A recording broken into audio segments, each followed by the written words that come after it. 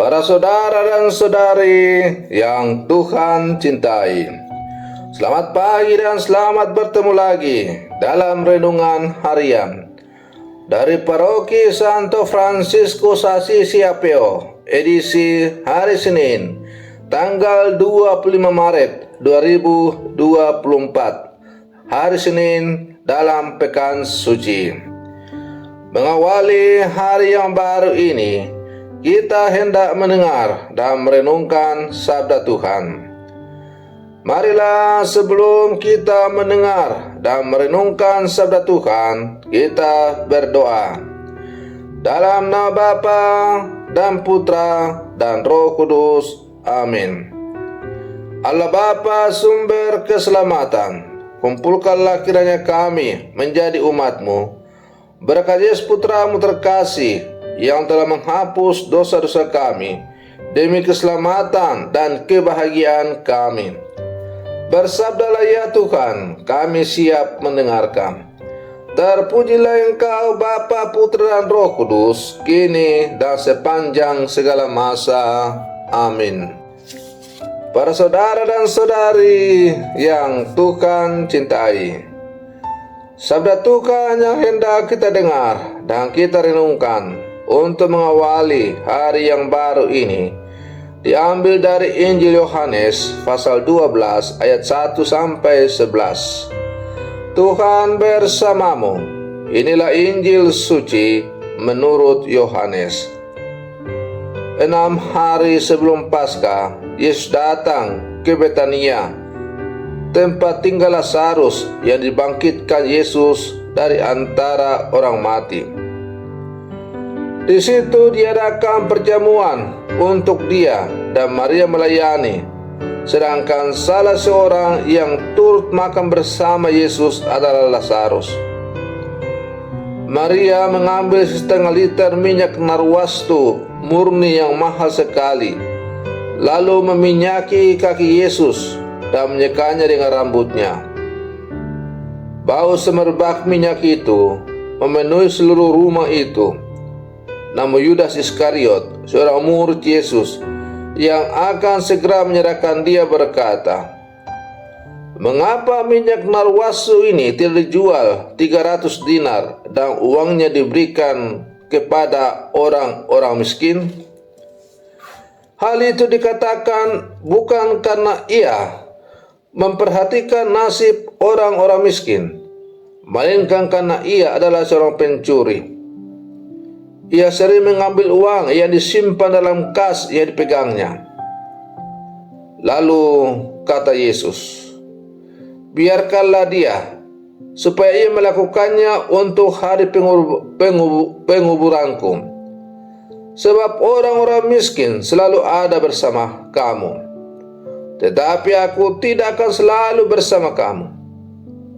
Sejumlah besar orang Yahudi mendengar bahwa Yesus ada di sana, dan mereka datang bukan hanya karena Yesus, melainkan juga untuk melihat Lazarus yang telah dibangkitkannya dari antara orang mati.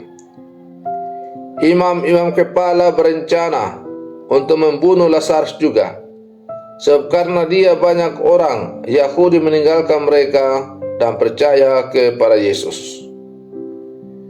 Demikianlah sabda Tuhan. Para saudara dan saudari yang Tuhan cintai, hamba Tuhan yang disebut dalam kitab Nabi Yesaya dalam bacaan pertama merujuk pada Yesus Kristus yang melakukan karya keselamatan. Ia menyatakan hukum kepada bangsa-bangsa dan tidak membiarkan hidup menjadi pudar dan patah. Ia akan menjadi perjanjian yang menyelamatkan bagi manusia. Bulu yang patah terkulai tidak akan diputuskannya, dan sumbu yang pudar nyalanya tidak akan dipadamkannya. Tetapi dengan setia, ia akan menyatakan hukum. Ia sendiri tidak akan menjadi pudar dan tidak akan patah terkulai, sampai ia menegakkan hukum di bumi. Segala pulau mengharapkan pengajarannya. Para saudara dan saudari yang Tuhan cintai, hamba Tuhan itu ialah Yesus Kristus. Ia rela menderita demi kebenaran dan keselamatan. Dikhianati oleh salah seorang muridnya yang bernama Yudas Iskariot, yang menyerahkan dia untuk dihukum mati.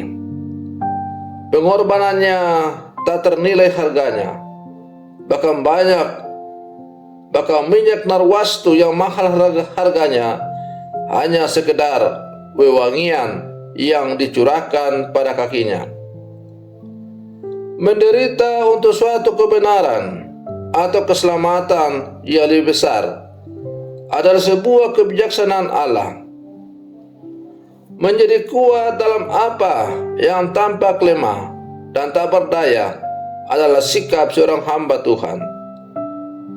Kemenangan dan kebenaran diperoleh lewat kesabaran, kejujuran, dan keadilan, bukan dengan kekuatan fisik dan strategi yang tidak jujur.